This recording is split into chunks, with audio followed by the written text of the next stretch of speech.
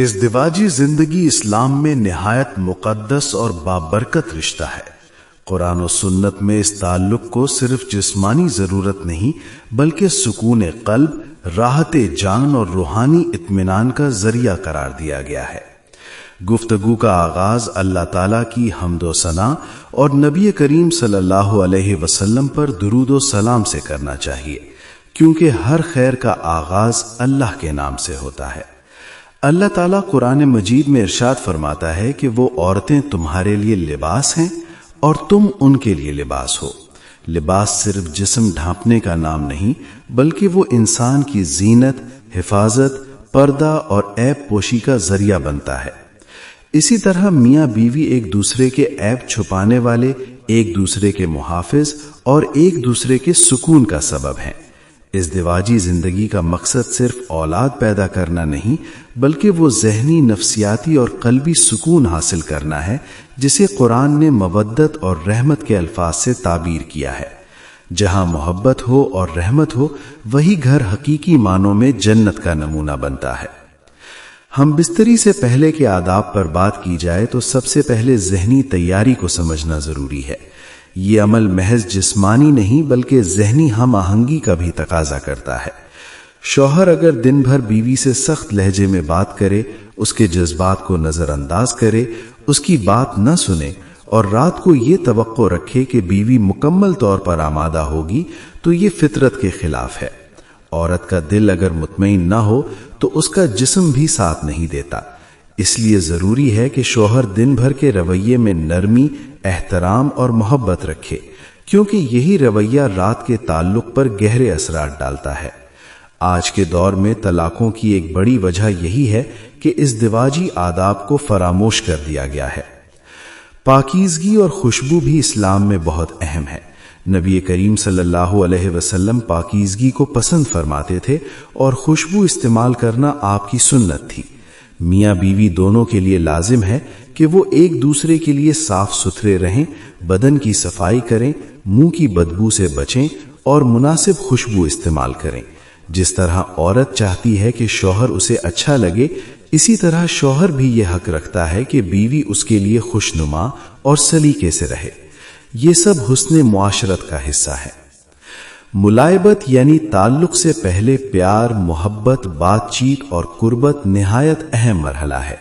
نبی کریم صلی اللہ علیہ وسلم نے سختی سے منع فرمایا کہ آدمی جانوروں کی طرح اپنی بیوی پر ٹوٹ پڑے، بلکہ پہلے پیغام دے، اور یہ پیغام محبت بھرے الفاظ، پیار اور بوسوں کے نار ہیں۔ عورت کا مزاج نازک ہوتا ہے، وہ ذہنی طور پر آمادہ ہوتی ہے تو جسمانی طور پر بھی تعلق کو قبول کرتی ہے۔ اگر اس مرحلے کو نظر انداز کیا جائے تو عورت کے دل میں بیزاری اور سرد مہری پیدا ہو جاتی ہے، جو آگے چل کر ازدواجی مسائل کا سبب بنتی ہے۔ تعلق کے دوران شرعی احکام کو جاننا بھی ضروری ہے۔ نبی کریم صلی اللہ علیہ وسلم نے تعلیم دی کہ ہم بستری سے پہلے بسم اللہ اور مخصوص دعا پڑھی جائے تاکہ شیطان سے حفاظت ہو، اور اگر اولاد عطا ہو تو نیک ہو۔ یہ اسلام کی خوبصورتی ہے کہ انسان کی نجی ترین زندگی میں بھی اللہ کی یاد کو شامل کر دیا گیا ہے۔ مکمل پردہ اور تنہائی بھی لازمی ہے۔ ایسا کوئی شخص یا بچہ جو سمجھ بوجھ رکھتا ہو کمرے میں موجود نہ ہو، کیونکہ یہ عمل سراسر راز ہے اور راز کی حفاظت ایمان کا تقاضا ہے۔ جائز اور ناجائز صورتوں کے بارے میں قرآن نے واضح رہنمائی دی ہے کہ عورت کھیتی کی مانند ہے، یعنی تعلق اسی راستے سے جائز ہے جہاں سے اولاد پیدا ہوتی ہے۔ پیچھے کے راستے سے تعلق قائم کرنا اسلام میں سختی سے حرام قرار دیا گیا ہے۔ احادیث میں اس پر لعنت آئی ہے اور طبی لحاظ سے بھی یہ شدید نقصان دہ عمل ہے۔ اس مسئلے کو واضح طور پر بیان کرنا ضروری ہے کیونکہ لا علمی کی وجہ سے بہت سے لوگ گناہ میں مبتلا ہو جاتے ہیں۔ تعلق کے بعد کے آداب بھی اتنے ہی اہم ہیں۔ فوراً منہ موڑ لینا، اٹھ جانا یا تعلقی اختیار کرنا عورت کے دل کو توڑ دیتا ہے۔ عورت کی نفسیاتی ضرورت ہے کہ تعلق کے بعد بھی اسے توجہ، قربت اور محبت ملے۔